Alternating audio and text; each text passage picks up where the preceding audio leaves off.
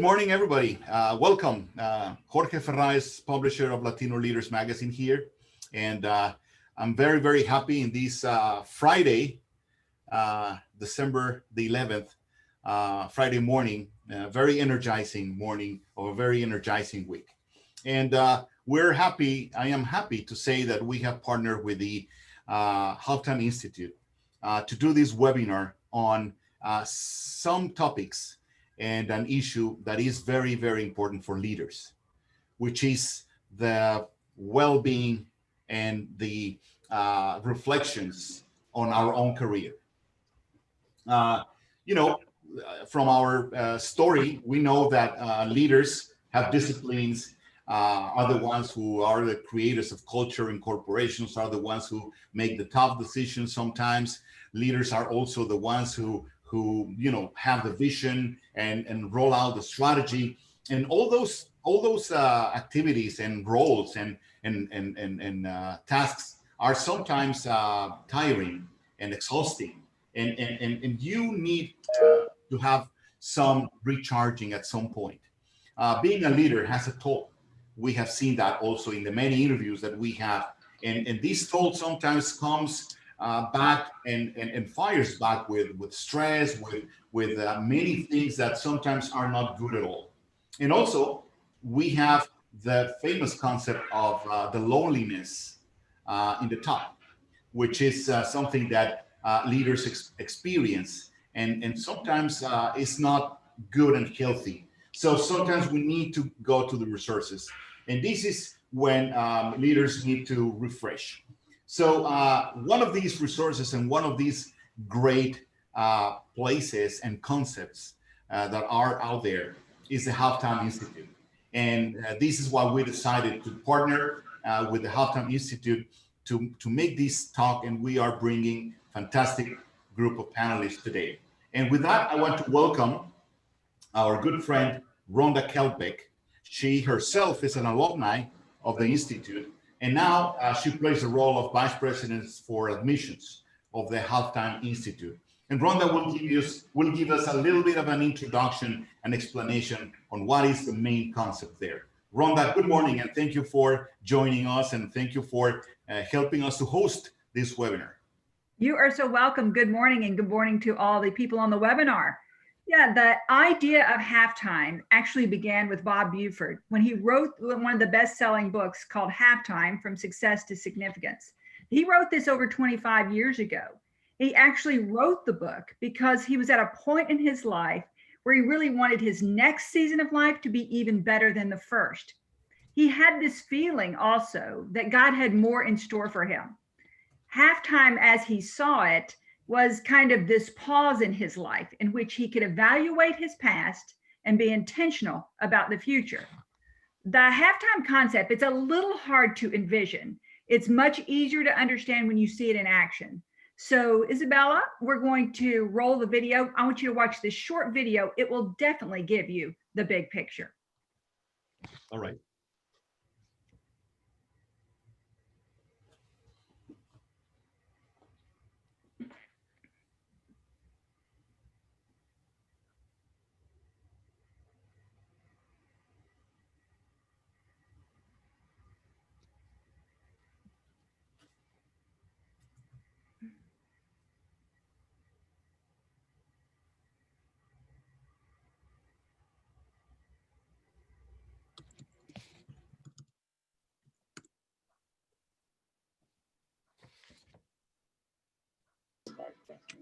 How do I keep track of what is next? And how do I prepare for the next 20 years?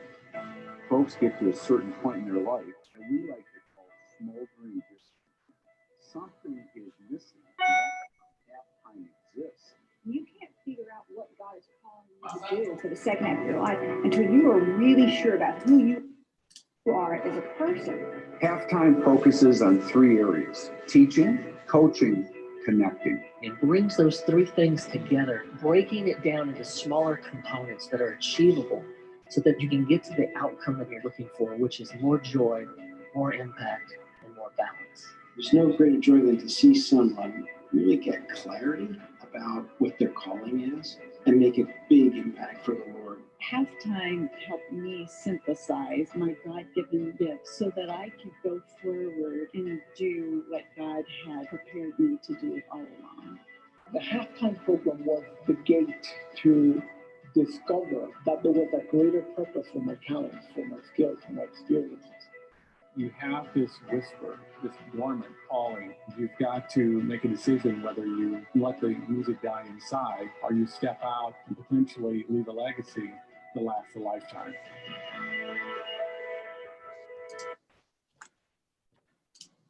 Yeah, thank you. The Halftime Institute, as you heard, it was really created to give leaders, to help them get clarity on how to use their passions, strengths, and work in a way that brings them joy, impact, and balance.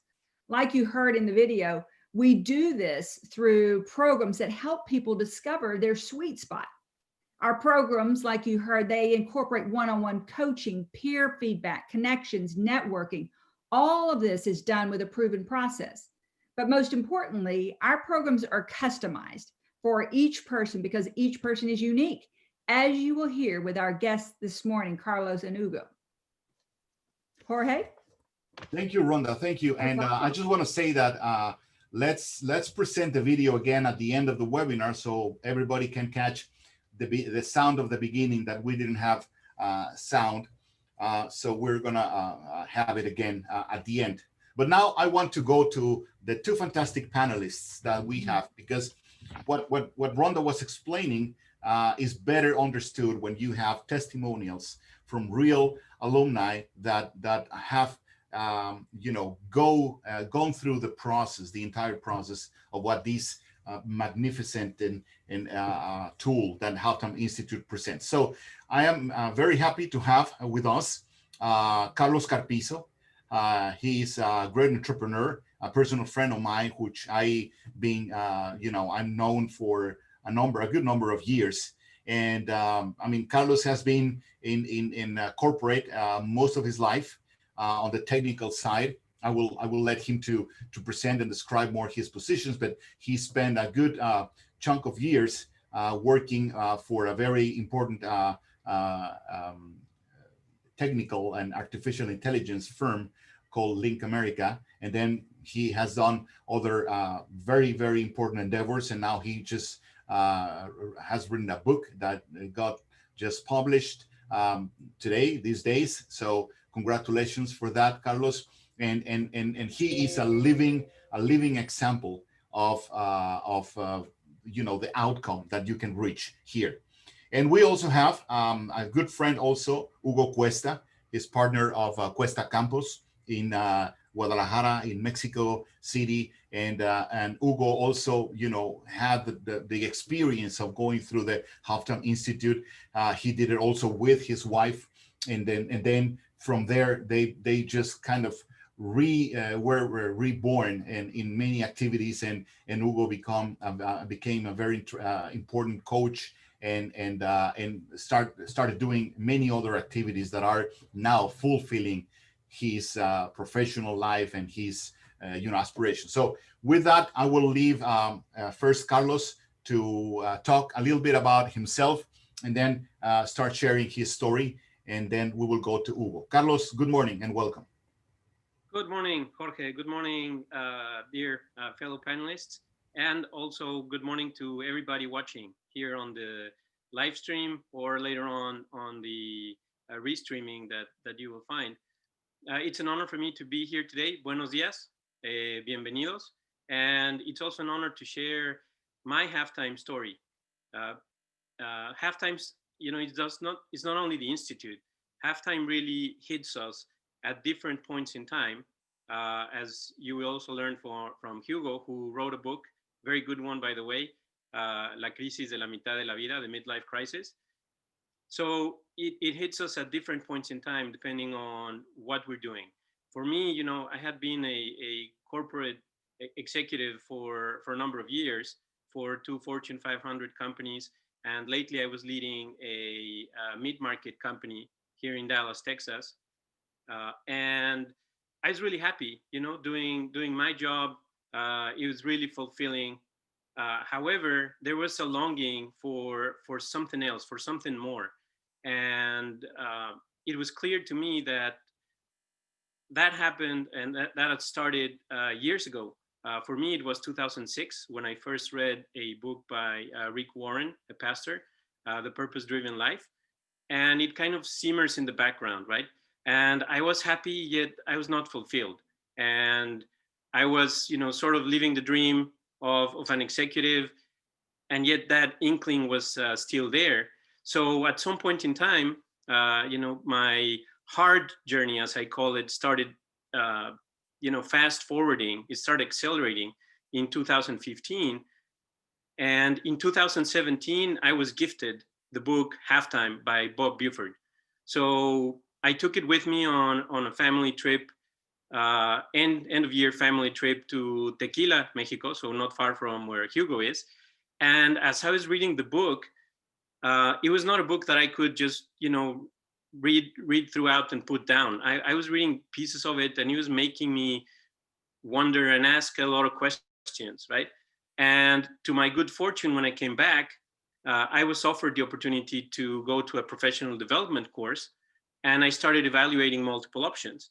And one of them was the Halftime Institute, because it was a nice surprise to me to find out that there's not only the book, which is of great help and has great concepts, but an institute that, as Rhonda explained very clearly, helps you go through all of that with the teaching and coaching and connecting that happens when you join the Fellows program. So after evaluating multiple programs, I decided to go for the Fellows program at the Halftime Institute, mainly because of two things. One, my wife could be part of it. And I think that's very important. You don't want to venture take a path that is going to, make you become a Buddhist monk, and you're going to leave your family behind, right? And two, it was faith-based. And that is very important, no matter what your faith is. For us, is basically Christian faith, but it doesn't matter what your faith is. That component was very important for me in making the decision. So I joined the Fellows program, and I graduated after 12 very exciting and rewarding months, almost this time last year. And the most important thing is, what have I been doing since?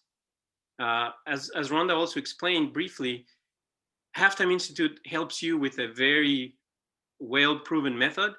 Look at your core, meaning who you are, what are you good at, what gifts did God give you that you can use for not only your benefit and that of your family, but for the whole community, right? It gives you the context. You can really analyze whether you want to fulfill that purpose that you will find at the Halftime Institute and clearly define it. Staying on your current organization, joining a new organization, or launching a new organization, right? You have all these options available. And for me, it was launching a new organization. So, I can go through all of what happened, during some very rewarding and thought-provoking times at the Fellows program. Long story short, I left my corporate job, and I started a social venture called Cosmos, where it's a way for me to fulfill my mission to increase economic growth and social inclusion for youth in disadvantaged areas of the US and Mexico. Now, I'm not only doing that, I joined the incubator at SMU, where I did my MBA here in Dallas as part of it. And through that, I became a mentor in residence. So I'm really happy coaching young entrepreneurs and trying to help them avoid going through the exact same mistakes that I went through in a brief stint as an entrepreneur. A lot of times failure gives us a lot of very, very good and wise teachings, right? I've also written a book, which was published just yesterday. So I'm going to switch my background here for a brief moment. So sorry for the commercial, but I'm very proud of being a published author and joining the ranks of Hugo Cuesta here. You can find it on Amazon, and that describes a lot of my journey as well on one of the chapters. called Purpose and Faith. The most important thing that I believe is important with the Institute is if you felt that you are sort of a penguin living in a world of flamingos, right? You're a little bit black and white, and you see, people that are pink, and you don't know, what's going on. Once you get to the Halftime Institute, you arrive to a colony of penguins. And to me, that was amazing, right? Because then you start looking around and you go like, wow, there's a lot of people just like me. They're having the same doubts. They're having the same challenges. They're having the main concerns. And regardless of whether you start a new venture, join a nonprofit, or continue working for your business, or continue being on your executive role, all very valid, you're going to have a much more fulfilling way to live your life, your second half, right? We're living longer, and the concept of retirement doesn't exist anymore if you don't want to, right? Who wants to just go and travel or play golf? The important thing is to use all of those talents that we've accumulated as leaders. The more important one, I believe, and the pandemic has shown a bright light on it, is character. Because I'm sure that everybody watching has the capacity to lead, has the commitment to lead, but the character, that's a tough one. And it's being challenged more and more, and will be challenged more and more, particularly with the advances on artificial intelligence and automation, right? So at halftime, I'm sure you all have that character. It just helps you reinforce it and look at it in the right way to make sure that you will achieve your goals for your second half, which you clearly define going through halftime, as well as for your family and for your community, for any group that you belong to that's near and dear to your heart. So it's really about joy, right? That's very, very important. Experience joy, not to be confused with happiness. Sometimes we're happy, sometimes we're not, but we can always be joyful. And impact, and that balance, or as I like to call it, integration, right? Integration between your professional activities, your personal activities, your faith activities. It really touches on all the realms of wealth. Some people say they're 10, at halftime they tell you they're 7. They really just match very well with each other. And I don't know how we're doing on time. I don't want to not leave enough time for Hugo, which has a much more relevant and interesting experience than mine. So Hugo, I'm going to turn it over to you if that's okay. Yeah, I mean, we're fine on time. Don't worry, Carlos. But Hugo, please go ahead. Welcome. Thank you, Jorge, Ronda, Carlos. It's really a pleasure. I'm excited to be with you to reflect today together about the life-changing concept of halftime. And I'm going to try to summarize a very intense 3-year midlife crisis in the next 10 minutes. And so I'll jump right. I'll tell you that it all started on December the 14th, and that 14th has been an extraordinary year of me, full of personal and professional satisfactions. But I was completely burned out. I mean, my last 10 years have been under a very hectic schedule, jumping from one meeting to the other as a corporate lawyer. I mean, I'm kind of an overachiever guy, and I'm sure that this situation is very similar to many of you. But for some reason, I felt apathic. I felt distant. I believe I was under some sort of a depression. Because I suddenly lost interest on my projects, lost interest in my surroundings, and I shared this with my family and friends, trying to explain how I felt. Obviously, they didn't understand it because I didn't understand it. So I was very confused. The only clue I had at that time is that I was turning 50, and that I knew that it was having an impact on me and in my life.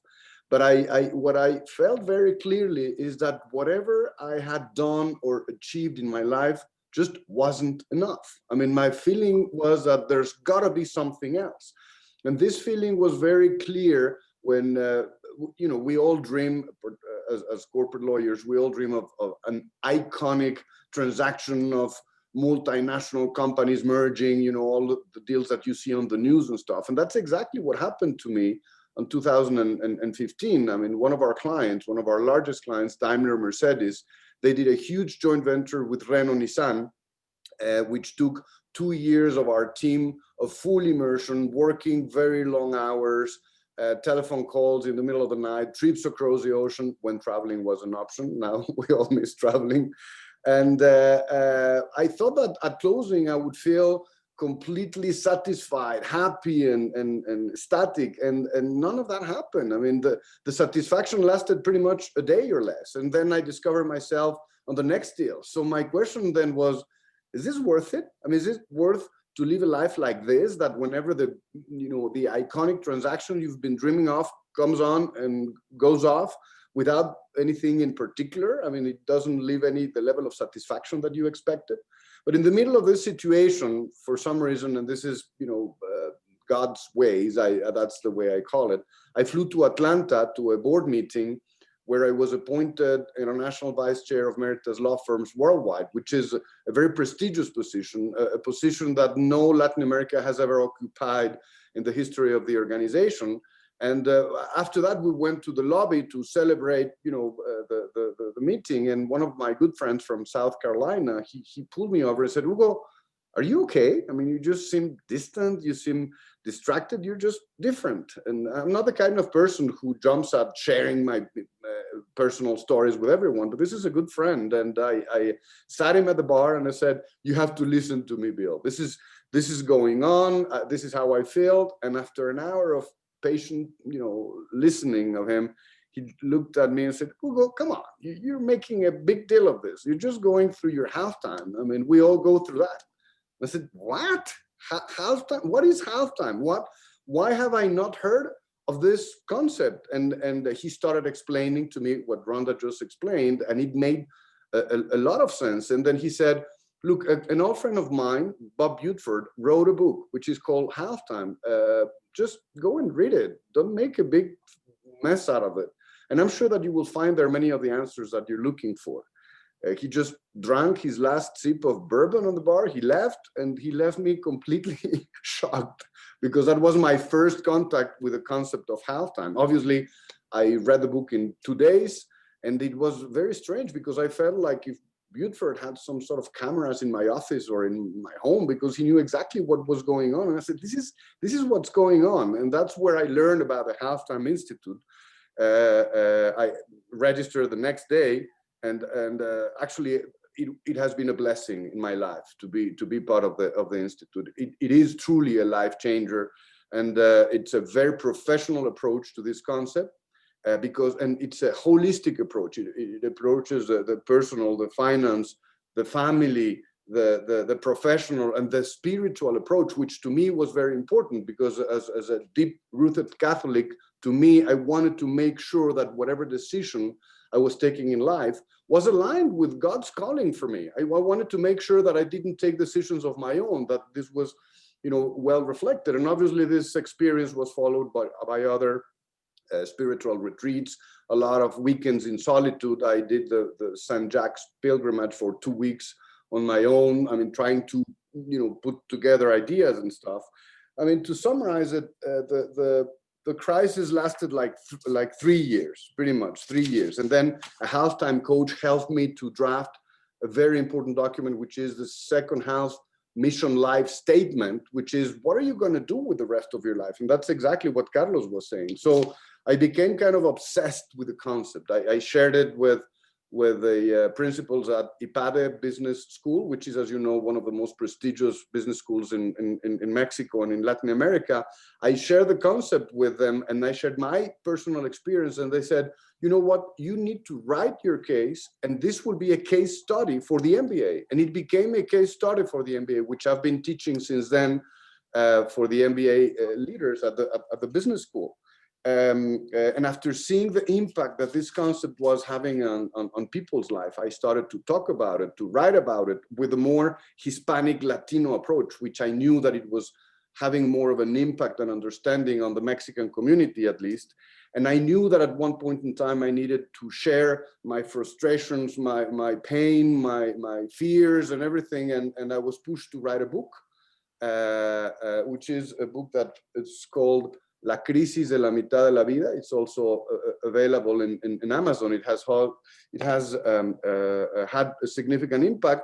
I sent it to Penguin Random House, which is, as you know, one of the largest editor companies. The CEO wrote it. He was in his midlife crisis when he read it. So he called me and said, Hugo, I want to publish this. I want to publish this. There's so little written in Spanish and in Latin America about this that we need to publish this. And boom, 3 months later, it was on most of the libraries in Mexico and on Amazon and stuff. So what I want to summarize is that this is a life-changing concept that it's not a miracle process. I mean, I have made some progress in some areas. I have failed dramatically in other areas, but I'm convinced that all human beings, we're always work in progress. I mean, the attitude of learning, the attitude of evaluating and reflecting, which is what we're doing today, it's really a blessing. So even though I feel that I'm still very far from the person I want to become, I have to admit that thanks to the Halftime Institute and the Halftime concept, I'm much closer to the person I want to become, and much closer to the lifelong purpose and goal that I identified in my midlife crisis, which is, as Bob Buford puts it, my one thing, which is my epitaph, which is what I want to see in my grave. And it is, I want to see in my grave the following words: Hugo learned to love and to live in peace. Back to you, Jorge. Well, that is a very profound thought. And I'm sure not many of us are thinking on what do we want in our epitaph at our graves. But certainly, you know, one of the main questions that we do when we interview leaders in our magazines is, how would you like to be remembered? And that is kind of close to this.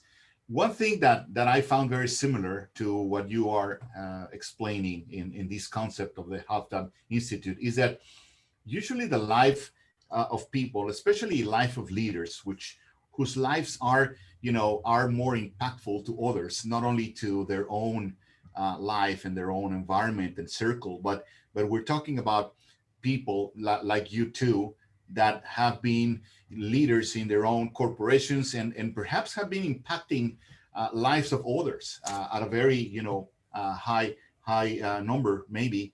And one thing that we see in common is that the life of the leader has like stages, and many people are intelligent enough to find that way of closing stage 1 and opening stage 2, and closing stage 2 and opening stage 3. And what Carlos was saying about, we're living in a time in which maybe retirement is not longer that attractive because we are living longer and we are living healthier than before. So when you are 70, doesn't mean that you are about to die, right? You still have like maybe 20, 25 years in front of you to do things, and that's an eternity for many people.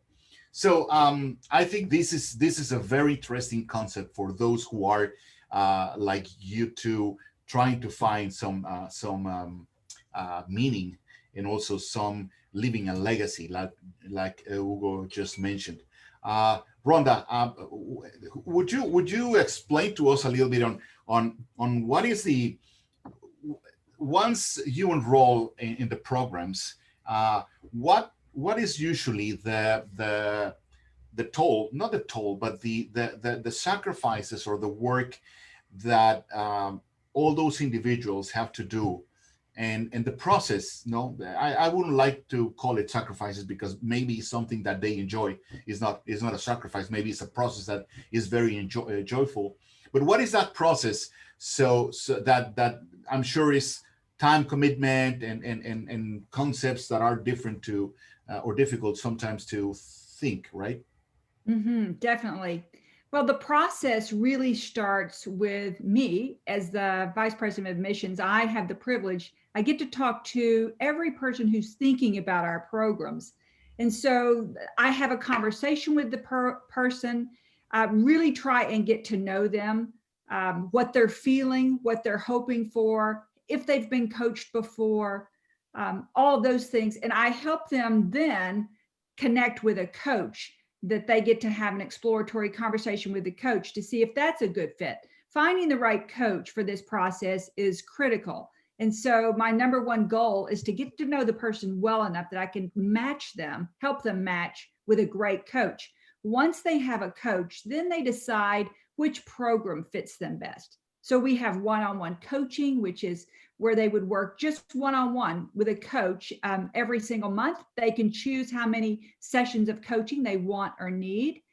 And then another program that we have is called the Fellows Program. And that is what Carlos just finished. And that's a 12-month program, but you're in a cohort. So you're in a small group of no more 8 to 10 like-minded thinkers and believers. And you go through the process with your own coach, but also in the presence of this kind of cohort. So you get peer feedback.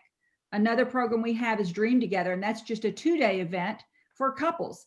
And Hugo and his wife came to that in Dallas as well. And so the process really is customized completely for each person. I help you figure out which program fits you best, what's the best coach for you, and then you can determine the pace and intensity of that. So if you're in the Fellows Program, we usually say the commitment is about a round of golf per month is the time commitment on that. And the one-on-one coaching, that time commitment is your call with a coach each month, and then however much more you want to put into it.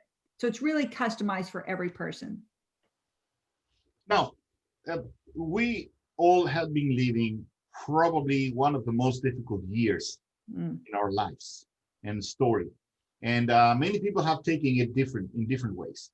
For some people have had a big toll, especially in maybe job losses and declining of businesses or things like that, and that affect our income, our job, our development, our career advancement, but also the emotional toll that we all have played with all these news and the perception that we're living in a pandemic in which something can get and maybe kill us, or we can transmit that and kill others, and all the reports in the media on the everyday cases of infections and deaths and all that. For 9 months, it seems that it's overwhelming for many people. And many of them are taking this year to say, enough is enough. I need to do something else. I need to reinvent myself. I need to do something different with my life. I need to do, something that is going to, lead me to something different from what I was doing. So I would say this is a perfect year or we have the perfect storm, if you will, to be able to have some of these decisions, right? Now, I want to go back to Carlos, reflecting on these, Carlos. What would you recommend to people that are?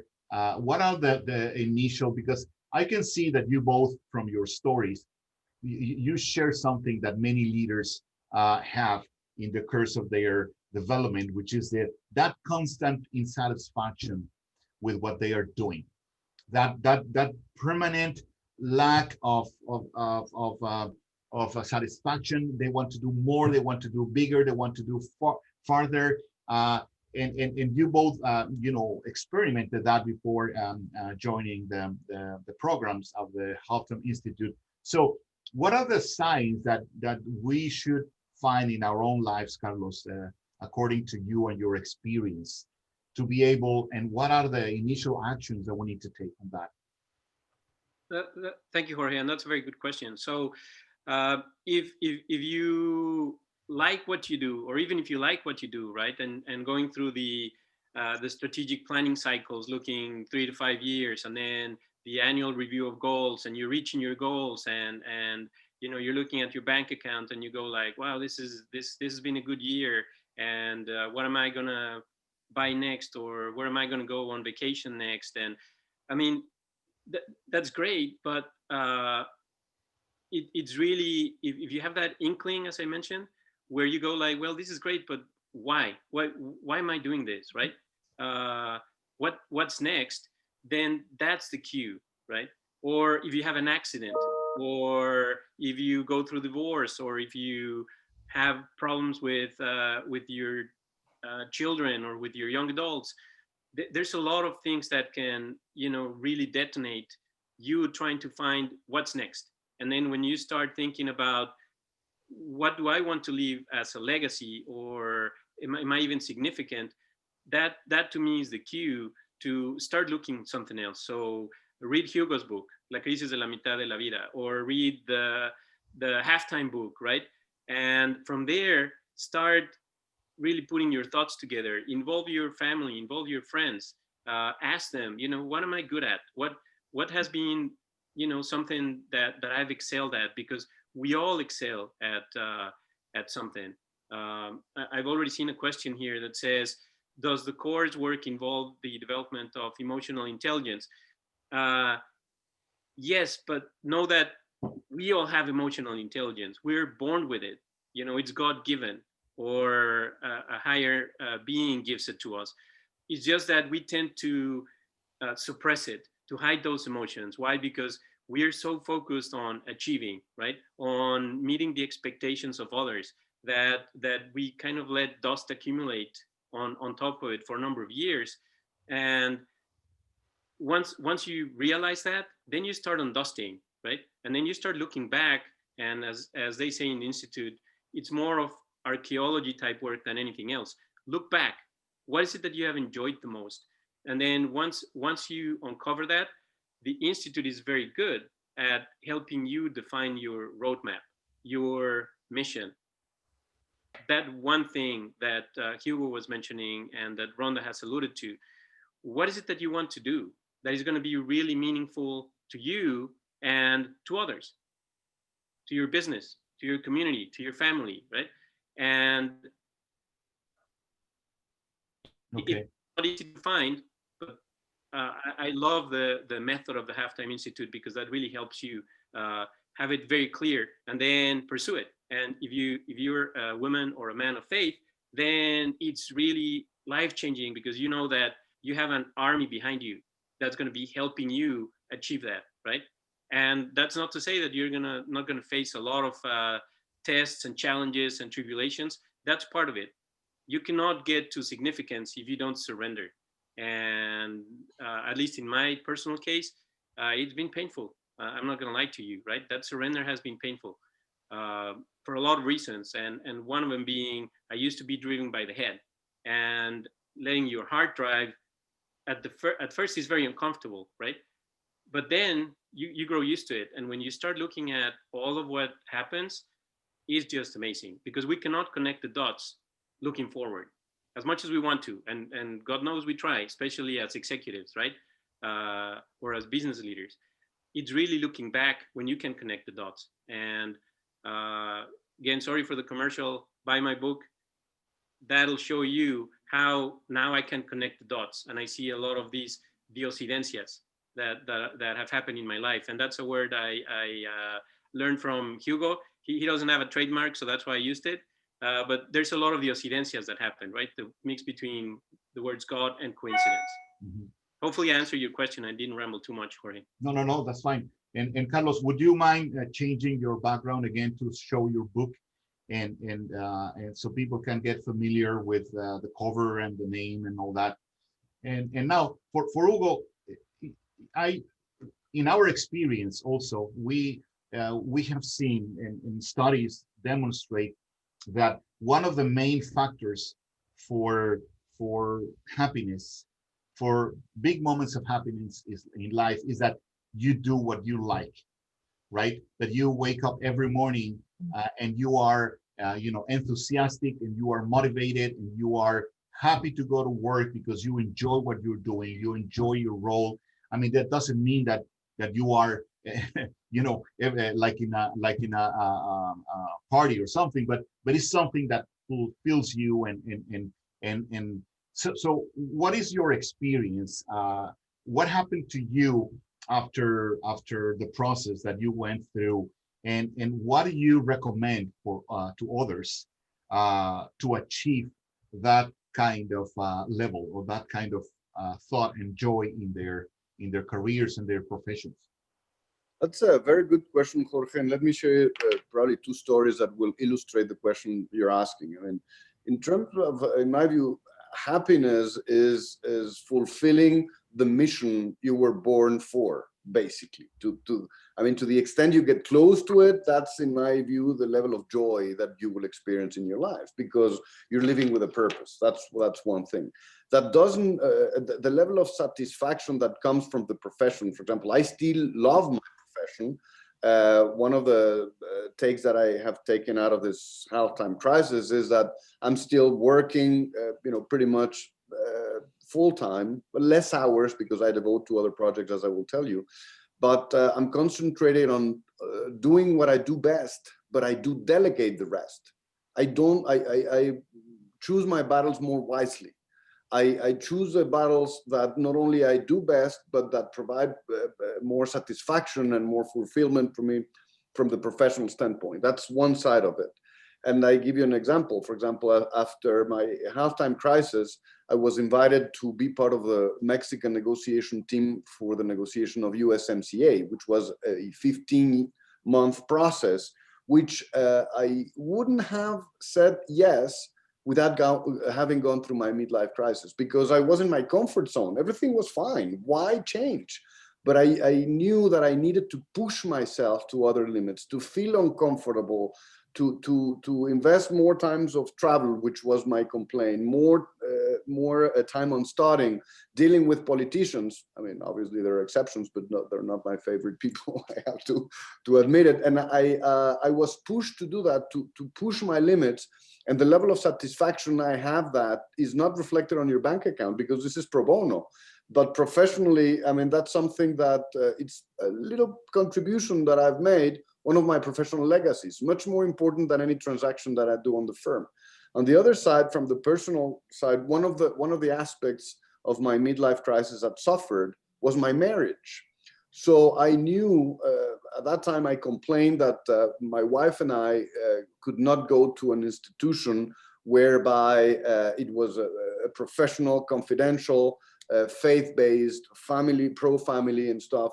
And then in my pilgrimage of El Camino de Santiago, I realized that she and I needed to have a thriving marriage first, and to create an organization, to found an organization whereby couples like us could go and get assistance and help and stuff. And we founded an organization called Family Consulting, which been around for 4 years. We have 25 psychologists, therapists, psychiatrists and stuff. And we're helping approximately 500 people a month now. That's very satisfying, Jorge. I mean, those are the kind of things that provide the type of joy that you cannot obtain from money or from travel, as Carlos was saying.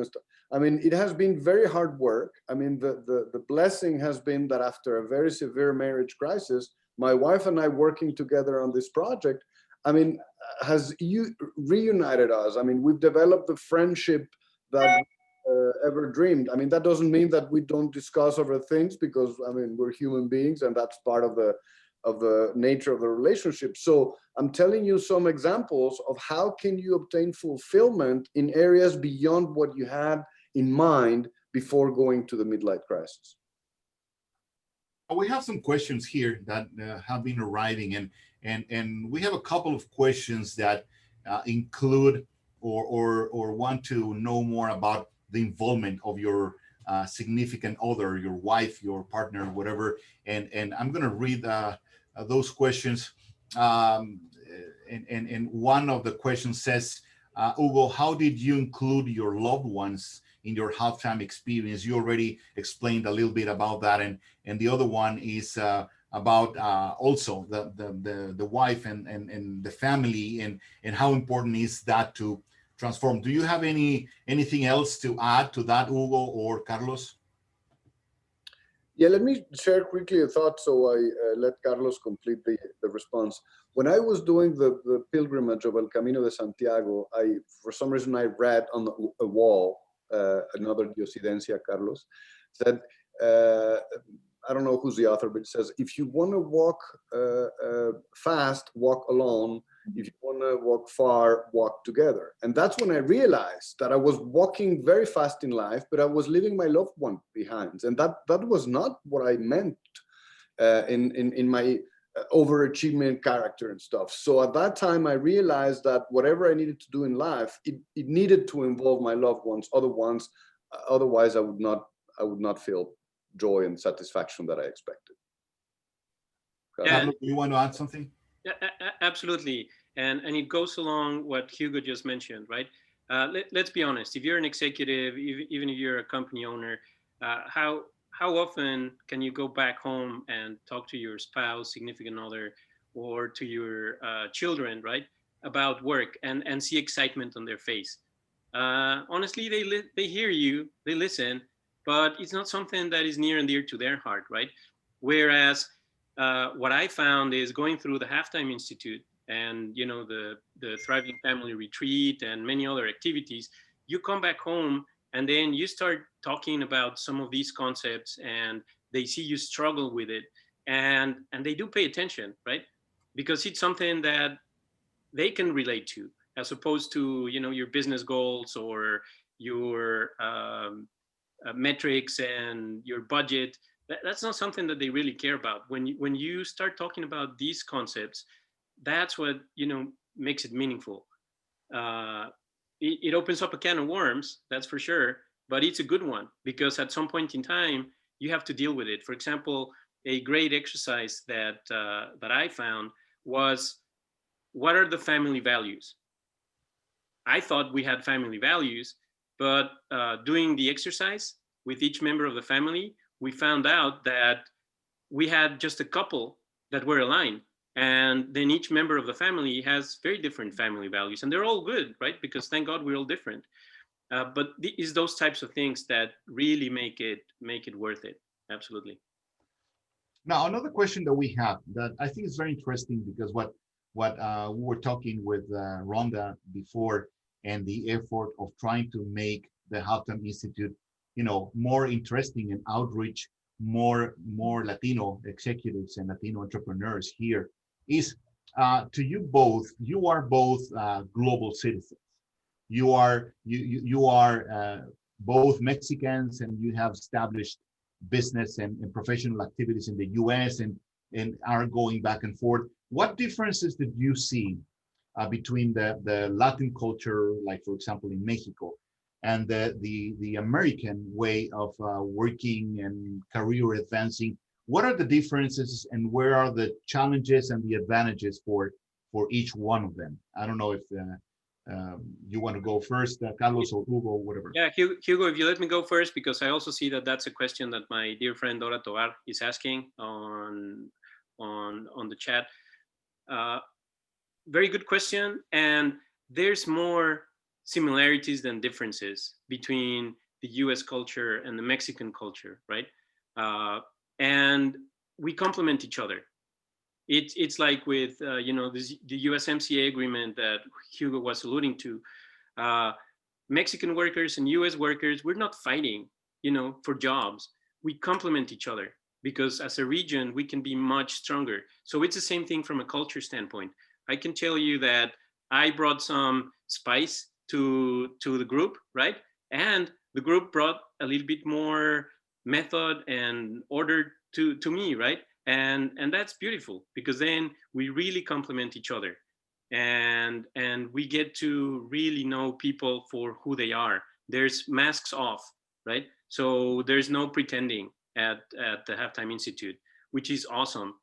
I wish there were a Halftime Institute social media channel, because we're being rolled over by all of these false pretenses in social media, and it was evident with this election in the US and what is happening in Mexico, that they're trying to divide us, polarize us. And no, we have much or many more commonalities than differences at the ground level, who we are as human beings. So that's my take. Now to you, Hugo. Yeah, that's a great question that I have reflected and meditated over these years. And the way I would summarize it is, There's fondo and there's forma. I don't know how to say that in English. Probably you will be able. The fondo is exactly the same, because our hearts, regardless of your nationality or whatever, they long for more. I mean, we are all born with a mission. We all need to accomplish and to exploit our talents in the good way, invest our talents and identify our passions and do a mix between our passions and our talents. And that's basically where I believe our mission hides. And that's regardless of nationality. I've been asked many times whether this is a concept for rich people, and I said, no, this is a human dilemma that we need to address. And then there's the forma, which is how do we get into that? And that's where I see the differences, because I would say that the North Americans are more structured, more organized, more process oriented and stuff, and the Latinos were more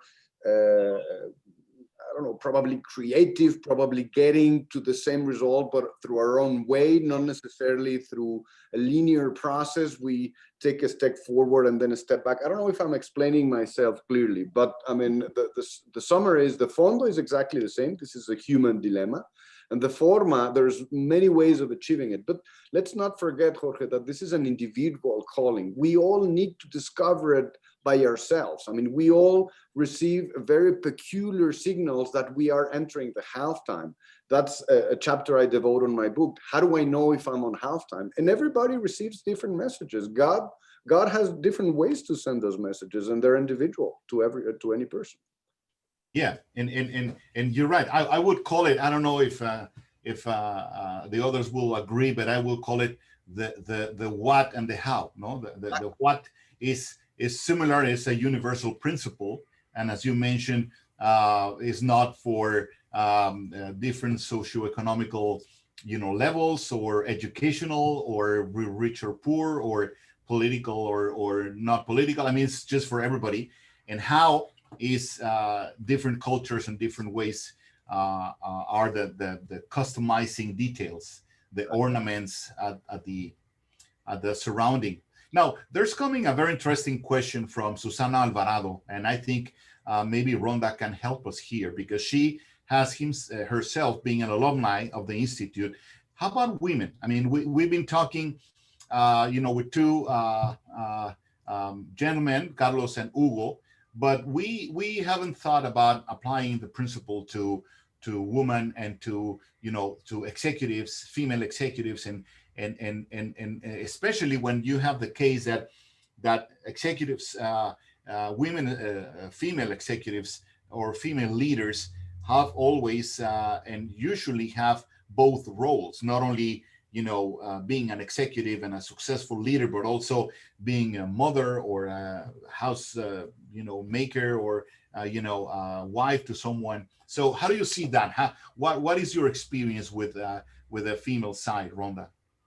Yeah, well, what Hugo said when he said this is kind of a across the board, male and female, wealthy and not wealthy. This is kind of a human experience. We all get to a point in our lives where we were like, gosh, there has to be more, like both of these guys said.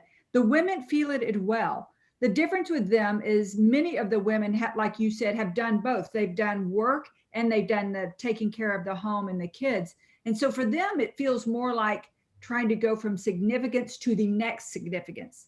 But they definitely have a point in their life where they're like, well, what else could I do? What could I do that I was more passionate about? How can I really pour myself into something that makes an impact and that makes me every day wake up and just go, whew, I could give the rest of my life to this.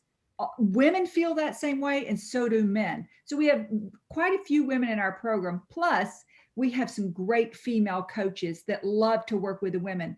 So you can choose whether you have a male or female coach, but we want more women in the program. I know that they are out there. We would love to reach them as well. Mm-hmm. One of the things that we have seen when we interview women leaders is that they seem to be happier than men usually. And this is a study that we've been conducting from maybe 25 years now, in which women have better complemented lives. They have whole lives. They are as I mentioned before, not only they are successful executives, but at the same time, they are fulfilling other areas that men doesn't necessarily fulfill. I remember very well when we were interviewing at some point the president of Ford Motor Company in Mexico, and she was breastfeeding her baby at the office, and at the same time, working on things, and she divided herself into the personal, environment or sphere as a mother, and then also as a very important executive. So my question to the three of you, of course, is what would those differences or those special maybe advantages that women would have on this process? Do you see any from your experience, especially you both, Carlos and Hugo, that have worked with your wives in this whole process? If I might jump in real quick, in the book that I wrote, this one, the CEO of Penguin Random House asked me to write a couple of chapters about women, and I said, well, I mean, this is my personal experience being shared, so I feel weak on that. So what I did is I spoke with my wife, with my sister, and with a number of psychologists who kind of were exposed to this concept. And one of the conclusions is that in our view, women are better equipped to deal with a halftime crisis for a variety of reasons. They are better than men at living the heart journey. We live much more on the mind journey. That's one thing. The resilience of women is much greater than men. I mean, that's at least what we have seen. They are used to share their life stories with friends. We are not. We men are reluctant to admit that we are vulnerable, that we are scared, that we have failed. But women are more open to discuss with their friends on what are their feelings and fears and whatever. And at the end of the day, they are better at coping, in my view, with the professional and the family side, simply because that's how they're wired. I mean, in terms of, they have the privilege of having maternity, obviously not all of them, but that equips them with a very peculiar tool, which we men cannot aspire to have. Never. That's my thought. I echo that, Rhonda, Hugo, and Jorge. It's emotions, right? Us men, and talk about culture, both sides of the border, and this is more global than not. Men, we're supposed to not show emotions, right? Because we're strong, because we are in the famous Latin word machos, right? We're not. And for me, that has been a journey as well, opening up to feelings, emotions, and actually asking forgiveness to my family for not having shown those emotions, for not having recognized those emotions. I still struggle with that.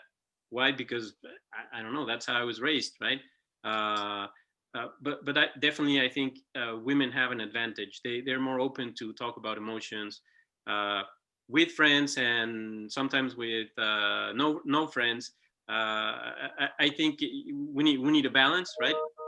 But definitely, let's talk more about emotions and express our feelings. And to a point you were making, Jorge, this year has been really challenging, right?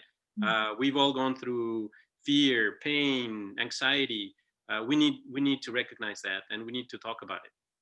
And let me just say, I've given a presentation last week called the 2020 a lost year or an opportunity to relaunch your life project. And I'm convinced that one of the benefits of this very painful situation is that this is a great opportunity to reflect on your life and to make changes. There's never been in recent history a situation where we all need to stop, by force, to lock down and to reflect on whatever we have done in life. I think that's something that we need to profit from. Yeah, definitely. I agree 100% with all of you, and that's why we were very, very excited about partnering with the Halftime Institute to present these, because I think this is a reflection that every leader needs to make on how are they doing in their lives. Are they satisfied? Are they happy with what they are doing? And knowing that there's resources out there like yours and books, of course, readings that can help you to do that and achieve that happiness, that satisfaction that I can see in your faces in your expressions, and that is, very, very desirable. So we have a couple of we have 1 minute to make a final round of conclusions. I will start with Rhonda, and Rhonda, could you also answer a little bit on the opportunities that are coming up for programs that are opening, or options for people that are interested? You bet. Thank you. Yes. So for anyone out there who's feeling any of the things that both Hugo and Carlos talked about, those feelings of there has to be more, or something's not right, or I want to figure out my purpose, we call those smoldering discontent. So if you're feeling any of those, you're going to get an email after this webinar, and there will be a link, and you can directly contact me. I'd love to have a conversation with you and help you figure some of this out.